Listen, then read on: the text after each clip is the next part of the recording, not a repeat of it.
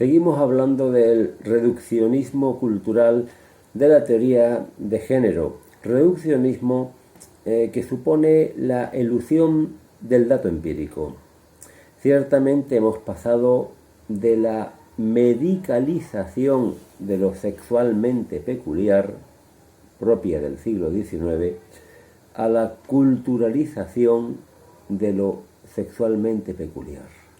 Cuando algo se salía de la normalidad sexual en el siglo XIX, lo normal era medicalizarlo, intentar curarlo con técnicas médicas, con terapia médica. Así, por ejemplo, se cuenta de personas que experimentaban esa preferencia por las relaciones con otros de su mismo sexo, de haber practicado el electroshock.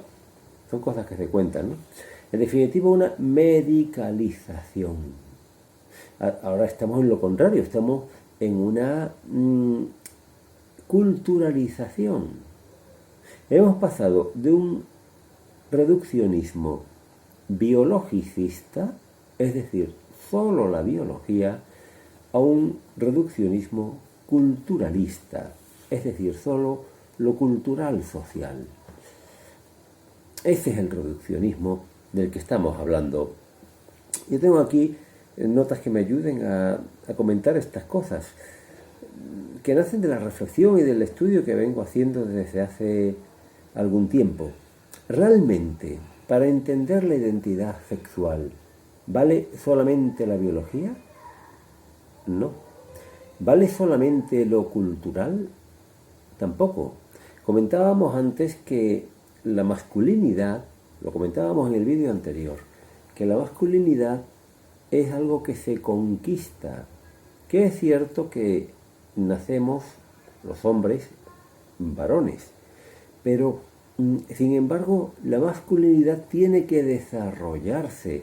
Hay un proceso verdaderamente más difícil en el hombre que en la mujer, porque el hombre nace completamente dependiente de su madre, y para descubrir al padre e identificarse con él necesita que la madre no sea una madre neurótica ni acaparadora, y llegado el momento empuje al niño hacia su padre. Hay que hacer este paso que hace que la masculinidad sea más difícil de conquistar que la feminidad.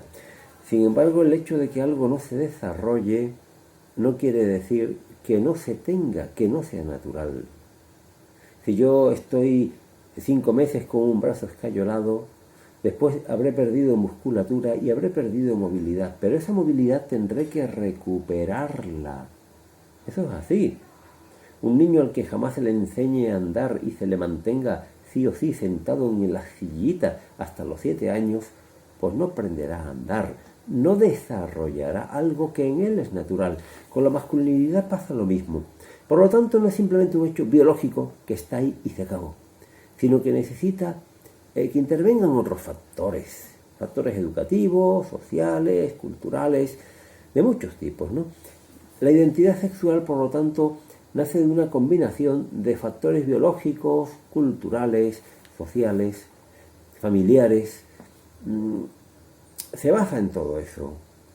Pero lo que no se puede hacer es quedarse solamente con lo cultural, que es lo que hace la teoría de género, y despreciar totalmente lo natural y lo biológico. En la teoría queer se reduce la corporalidad, ¿no? la evidencia empírica de la realidad corporal sexuada a una construcción cultural. Y ahí Judith Butler cae en un auténtico inmaterialismo. Otra vez una pretensión de liberar el espíritu de la materia. Esta postura antropológica que ya tenían los antiguos griegos, que consideraban el cuerpo cárcel del alma. Aquí se da una actitud de alguna forma analógica, el considerar el cuerpo algo que nos limita, que nos encarcela, algo de lo que nos tenemos que liberar. Y de ese cuerpo, concretamente una parte, que es lo sexuado, lo que es sexual en nuestra naturaleza. De esta forma, se intenta construir una nueva antropología que prescinda verdaderamente de todo lo humano, de la esencia humana, de nuestra auténtica naturaleza. Nos encontramos aquí una negación de lo humano. Existe la naturaleza humana, eso es así, así lo percibimos. Pero podemos decir algo más. Y es que la evidencia empírica, cromosómica, gonadal y genital confirman la centralidad de la biología en la identidad sexual. Y admitimos la influencia de lo demás. Pero, aunque lo demás influye, aunque influya la familia, aunque influya la sociedad, aunque influya la cultura, aunque influya todo eso, la centralidad está en la biología. Efectivamente, hay una realidad cromosómica. Nuestros cromosomas sexuales, X y para los varones, lo hemos dicho en todas las células de nuestro cuerpo, XX para las hembras. Luego ya hay una evidencia cromosómica a favor de este binarismo sexual hombre y mujer. La evidencia gonadal, puesto que tenemos gónadas masculinas, los testículos, y tenemos gónadas femeninas, los ovarios.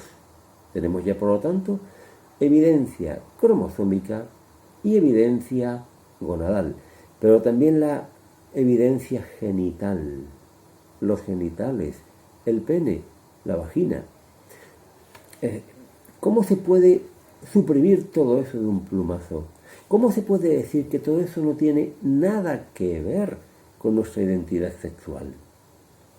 No vale tampoco invocar, como se hace en la teoría queer, los estados intersexuales. Cuando una persona nace con cromosomas XXY, por ejemplo, o cuando una persona padece hermafroditismo, no podemos decir que eso es un tipo más de sexualidad humana, una modalidad más.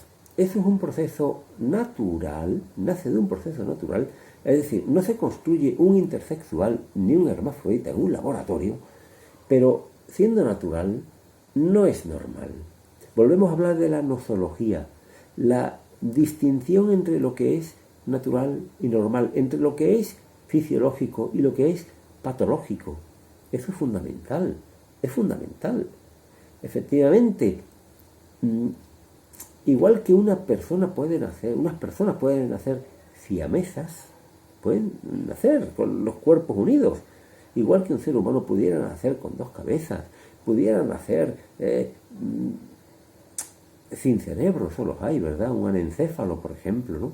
Igual que todo eso existe y todo eso se da de forma natural, no podemos considerar que hay ahora, por eso, hay una nueva clasificación de un nuevo sexo. De ahí viene la confusión nosológica. El que exista una anormalidad en la naturaleza existe, es real, pero no significa que haya un tercer, ni cuarto, ni quinto sexo humanos.